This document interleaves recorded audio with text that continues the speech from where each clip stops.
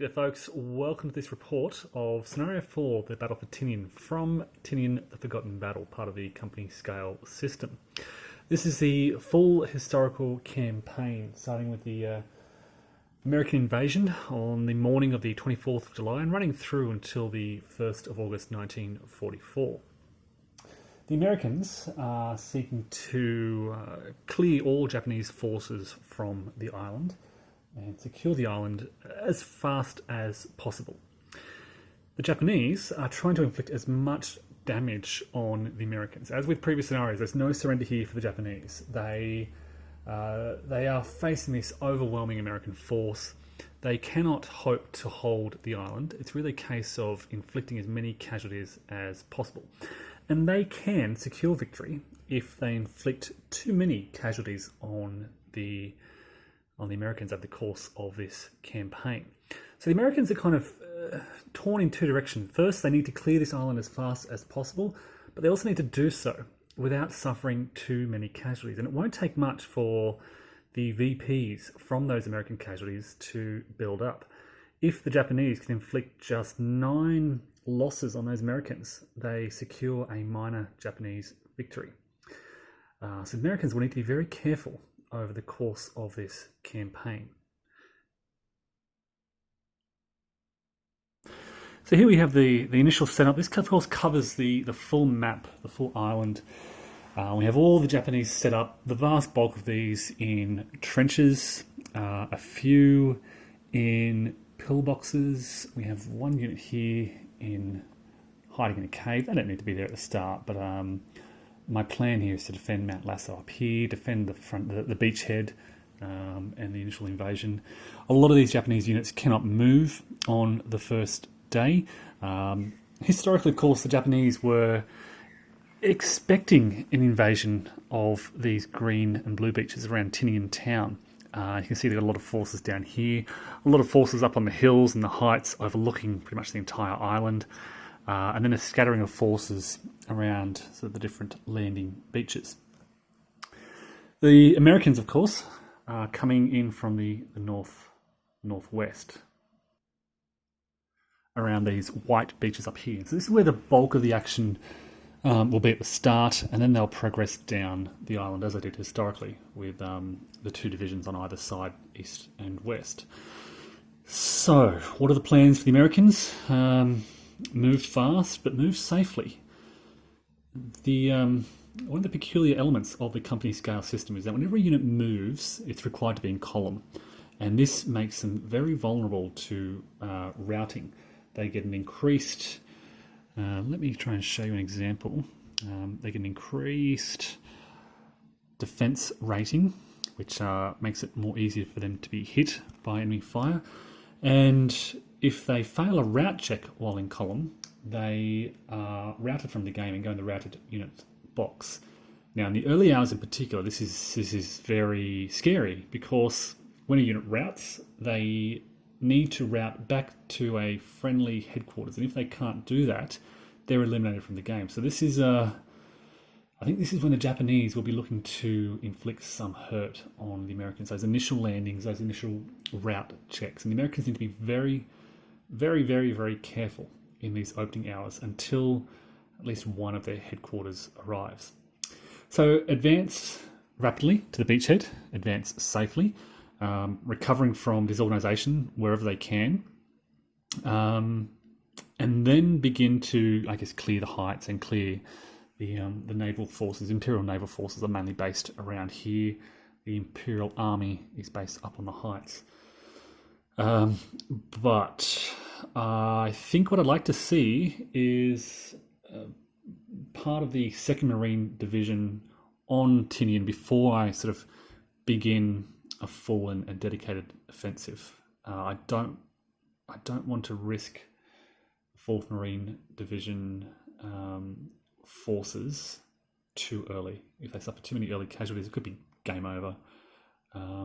It'd be very hard for the Americans to, I guess, last the week if they suffer too many casualties on the first and the second day. So move fast, move safely, try not to suffer any American casualties. That's the American plan. The Japanese plan, I think they're going to have an early focus. As I said, if they can inflict some casualties, inflict some route checks on these Americans before their headquarters arrive, they can rack up some early victory points, which could be a good early investment. It's another bit of a kind of balancing act for the Japanese as well, because they start off in trenches. They, of course, have these guns, which are immobile, and if many of these guns flip to their in-column side, they can never flip back, and once they're in column, they're far more vulnerable. Having said that, a lot of their guns are sort of away from the beaches, so they are, they're going to try and do as much as they can. All these guys set up in a good defensive position in their trenches. There was historically this initial Japanese bonsai charge on the evening of the 24th, the first day, which is a failure. But I'm not going to make a decision yet. I'm going to wait and see if that is viable. There are rules in Tinian such that the Japanese can make this a similar bonsai charge on the first or the second night. I'm not going to commit myself to that yet, but I am. It is part of my thinking for the Japanese, and I will assess the situation when it comes.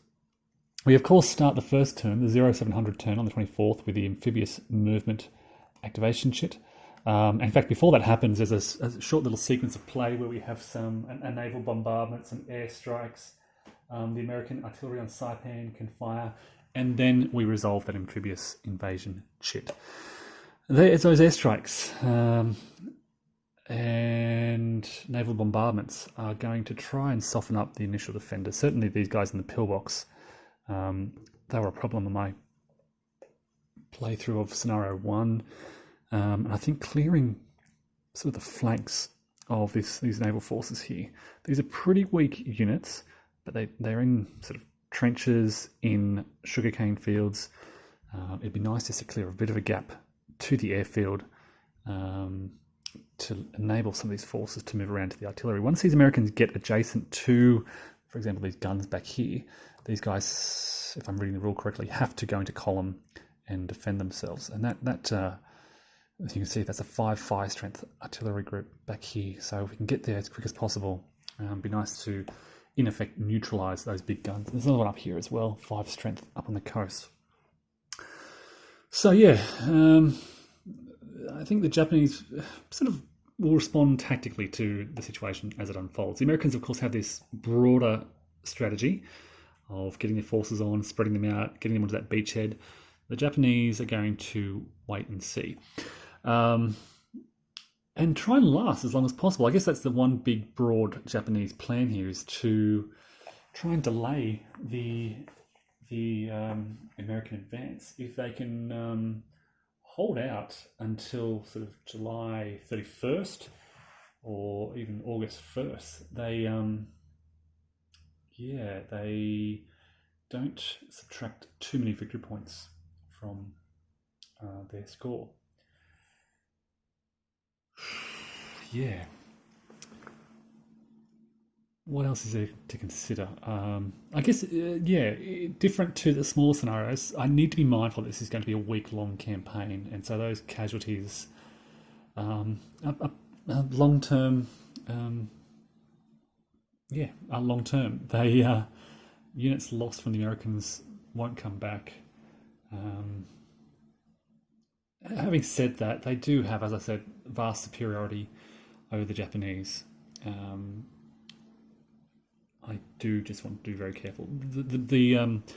When Americans lose their infantry companies, the biggest loss is in terms of VP and the effect this has on this abstracted morale. I'm going to be ever mindful of that. I'm going to try and keep my American disorganisation levels very low.